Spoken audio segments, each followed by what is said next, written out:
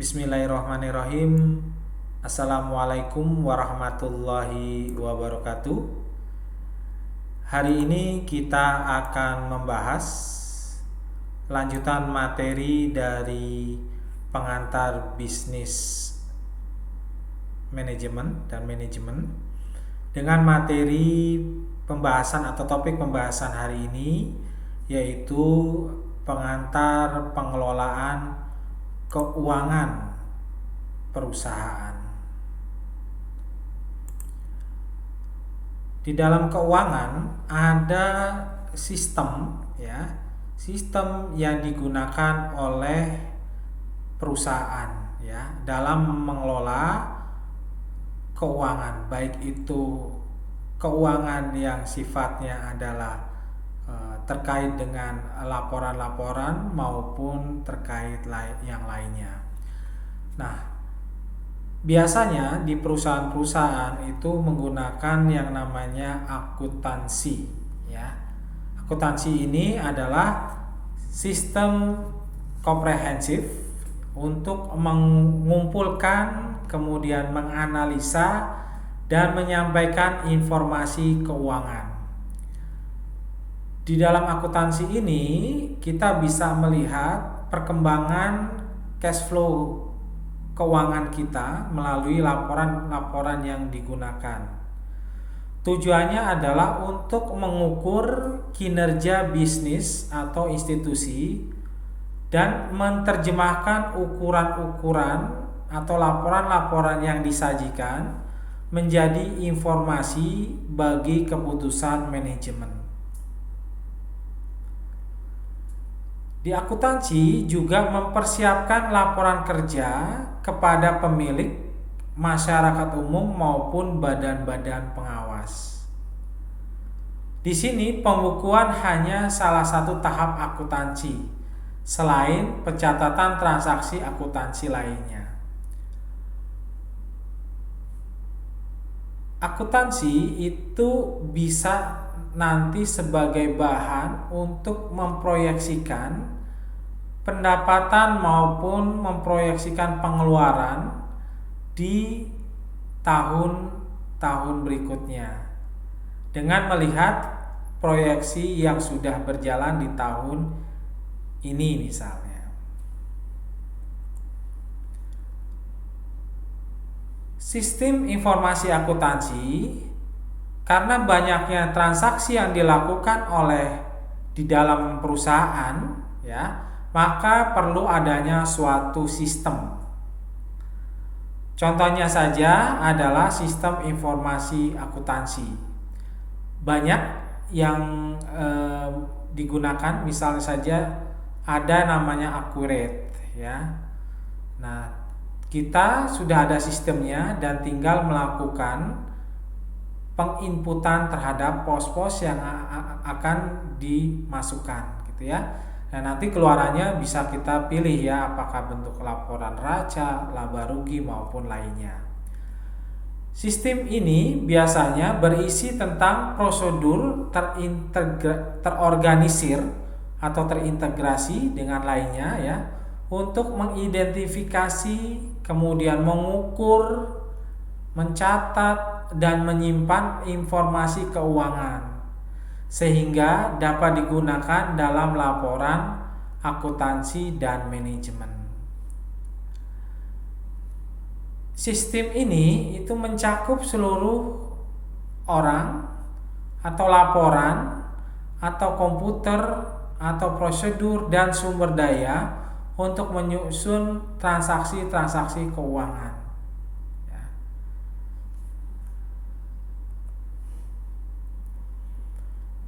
Sangat beragam sekali penggunaan informasi akuntansi, dari mulai manajer bisnis yang mencoba untuk mengembangkan rencana dan tujuan. Kemudian kita juga dengan akuntansi, informasi akuntansi ini bisa juga menetapkan anggaran, baik itu anggaran 1 tahun atau per semester kita bisa lakukan itu dengan melihat tadi sistem akuntansi yang sudah berjalan. Di situ juga kita juga bisa mengevaluasi ya prospek di masa mendatang. Selain itu, penggunaan informasi akuntansi juga bisa untuk karyawan dan serikat kerja dengan merencanakan dan menerima kompensasi, tunjangan seperti kesehatan, asuransi, cuti, dan pensiun ya maksudnya. Kemudian bisa juga sistem informasi akuntansi digunakan oleh investor dan kreditor, yaitu untuk memperkirakan pengembalian bagi pemegang saham, kemudian menentukan prospek pertumbuhan dan memutuskan apakah perusahaan memiliki kredit yang baik ya. Itu bisa terlihat dengan menggunakan informasi akuntansi ini.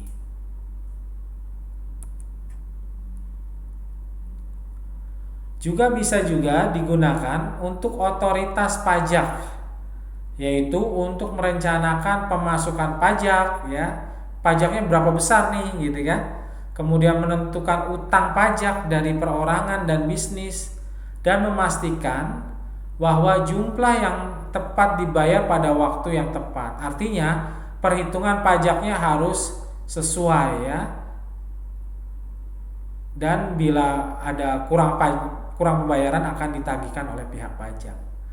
Kemudian juga bisa informasi akuntansi ini digunakan oleh badan pengawas pemerintah dengan tujuan untuk memenuhi tugas mereka terhadap masyarakat. Ya.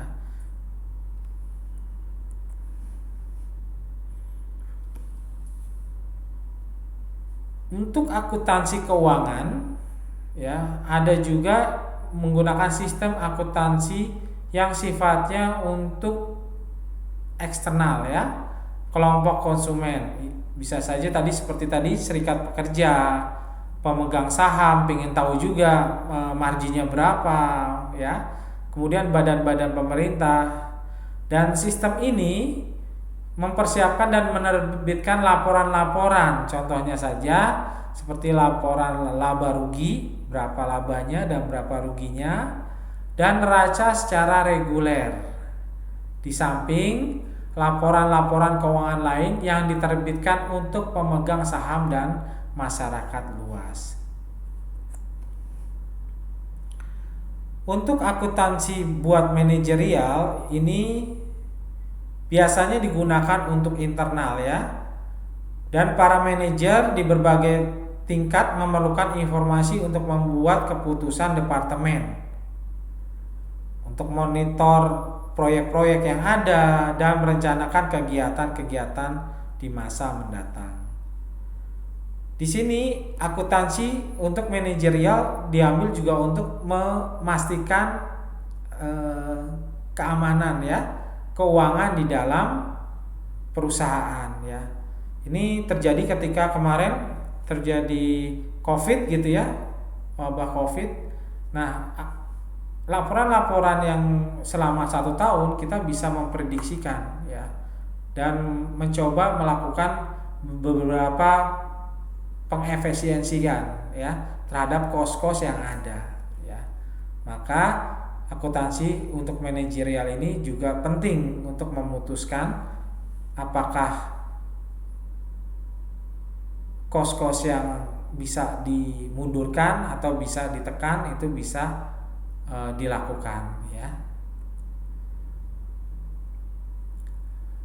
Nah, di dalam akuntansi itu ada departemen namanya departemen keuangan, yaitu kegiatan yang terkait dengan penetapan investasi perusahaan dalam jangka panjang gitu ya, mendapatkan dana untuk membayar pembayarannya, melaksanakan kegiatan harian ya, dan pengelolaan risiko perusahaan.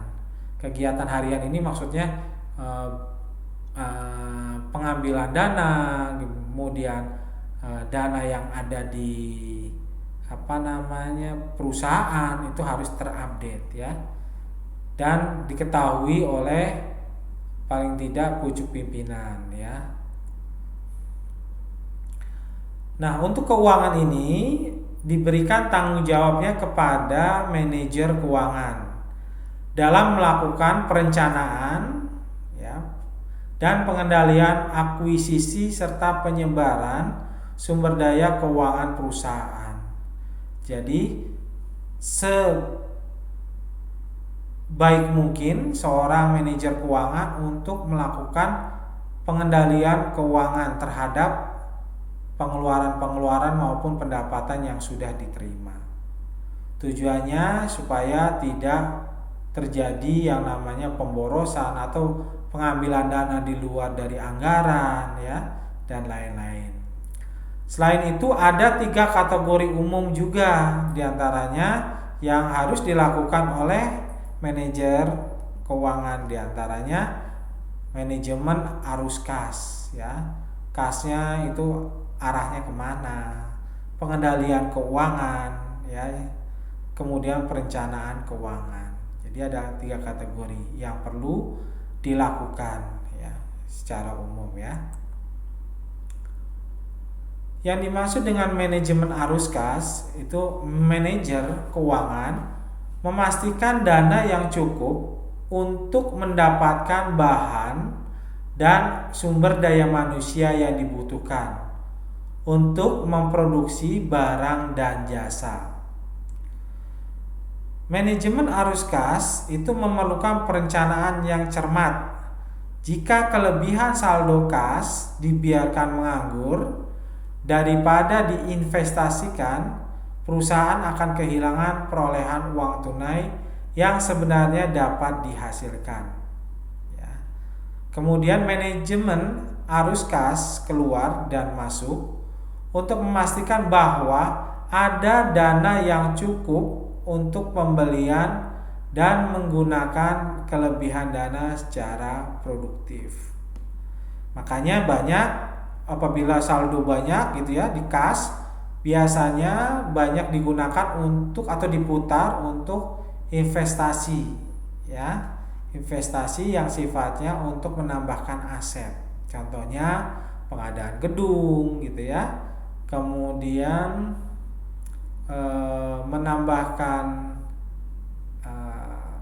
tanah gitu ya.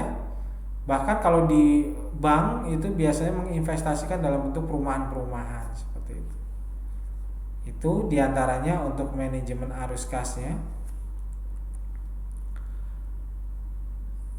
Di sini seorang manajer keuangan itu harus melakukan perubahan keuangan secara aktual yang terjadi setiap hari ya. Karena bisa jadi kasnya itu akan tersedot ya untuk kos-kos yang memang sudah diajukan ya. Kemudian pengendalian keuangan adalah proses memeriksa kinerja aktual dibandingkan dengan perencanaan untuk menjamin terjadinya hasil keuangan yang diinginkan.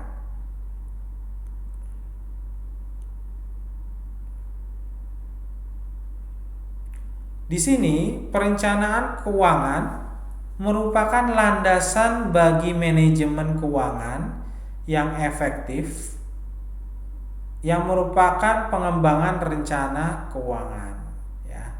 Rencana keuangan menjabarkan strategi perusahaan untuk mencapai posisi keuangan di masa depan. Dalam membuat rencana, manajer keuangan perlu menanyakan yang pertama, berapa jumlah dana yang dibutuhkan perusahaan untuk memenuhi kebutuhannya secara segera, ya, yang sifatnya segera. Yang kedua, kapan perusahaan membutuhkan lebih banyak dana? Yang ketiga, di mana perusahaan mendapatkan dana untuk memenuhi kebutuhan jangka pendek dan jangka panjang. Itu yang biasanya ditanyakan oleh manajer keuangan ya dalam pemenuhan dana terkait dengan kebutuhan perusahaan. Di sini bisnis itu membutuhkan suatu dana ya. Dana itu nanti bisa kita belanjakan dalam bentuk bahan atau material bangunan, dan upah untuk menuju ke penciptaan produk, pendapatan, dan laba. Dalam perencanaan kebutuhan pendanaan, manajer keuangan harus membedakan dua jenis pengeluaran yang berbeda: pengeluaran jangka panjang dan pengeluaran jangka pendek. Pengeluaran jangka pendek adalah utang dagang, misalnya saja tagihan belum dibayar kepada pemasok misalnya. Sedangkan piutang dagang itu dana dari pelanggan yang dibeli secara kredit. Sedangkan kebijakan kredit atau peraturan yang mengatur pemberian kredit dari perusahaan ke pelanggan. Yang dimaksud dengan persediaan yaitu penyiapan bahan mentah dan waktu penjualan produk-produk jadi.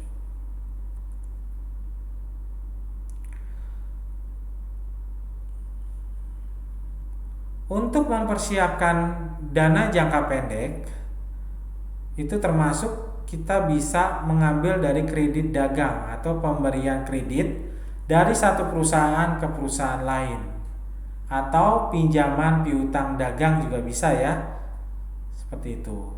Nah, kredit dagang mempunyai bentuk seperti open book kredit, yaitu bentuk kredit dagang di mana penjual mengirimkan barang dagangan dengan keyakinan bahwa pembayaran akan dibayarkan di masa mendatang. Kemudian ada surat kesanggupan, artinya bentuk kredit dagangan di mana pembeli menandatangani perjanjian kesanggupan pembayaran sebelum barang dagangan dikirim. Atau wealth dagang, ini bentuk kredit dagang di mana pembeli harus menandatangani pernyataan syarat pembayaran yang dilampirkan pada barang dagangan oleh penjual. Nah, itu ada beberapa kredit dagang dalam yang bentuknya seperti itu. Kemudian pinjaman jangka panjang, jangka pendek dengan jaminan. Jadi di sini ketika kita melakukan peminjaman ke pihak bank misalnya, itu perlu adanya jaminan. Jaminan ini tujuannya adalah untuk melakukan verifikasi oleh bank terhadap kemampuan peminjam melakukan peminjaman ya. Dan ini juga bisa memperkecil resiko dari bank ya ketika terjadi ketidakmampuan perusahaan terhadap pembayaran ya, bisa disita tuh ya kalau tidak sesuai dengan angsuran, tidak sesuai dengan kesanggupan, maka akan disita. Nah, jaminan ini merupakan aset legal yang dijaminkan oleh peminjam yang dapat disita pemberi pinjaman jika pembayaran gagal. Ada juga pinjaman persediaan. Ini maksudnya persediaan yang dijual secara cepat ya. Misalnya aja ada barang-barang yang sifatnya mudah dijual dengan cepat ya dan tidak terlalu sulit ya. Contohnya aja misalnya ada perusahaan yang bisa menjual secara cepat lensa kacamata ya, atau dalam bentuk emas misalnya ya, dan lain-lain. Sedangkan piutang dagang juga bisa dijadikan jaminan ya apabila bisa melihat evaluasi dari kreditnya ya. Misalnya saja gini, ketika suatu perusahaan dia meminjam ke bank, kemudian kebetulan dia mempunyai piutang di suatu perusahaan lainnya, nah itu bisa ditarik ya dan bisa menjadi piutang dagang sebagai jaminan ya.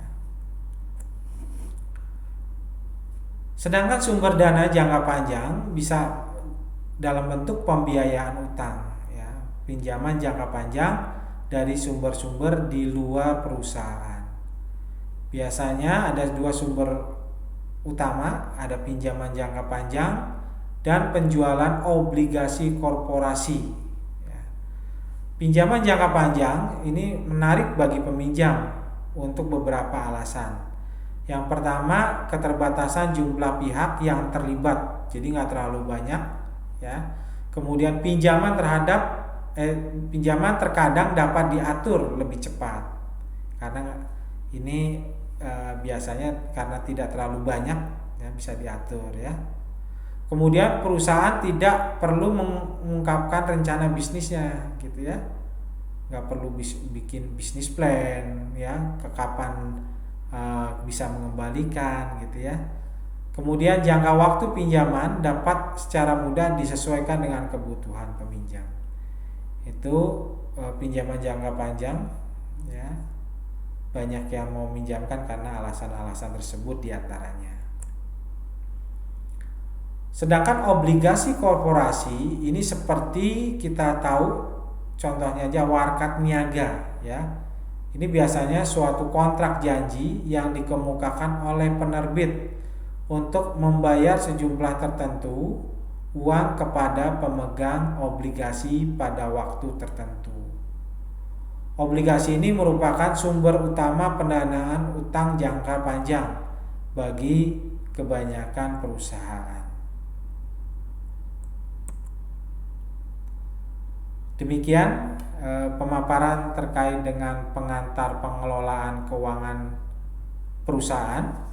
Semoga teman-teman bisa memahami apa yang tadi dipaparkan, kemudian dicari tahu pengertian-pengertian tentang obligasi misalnya, ya, warkat misalnya, dan lain sebagainya. Kita tutup pertemuan hari ini dengan sama-sama melafazkan hamdalah, alhamdulillahirabbil alamin, wassalamualaikum warahmatullahi wabarakatuh.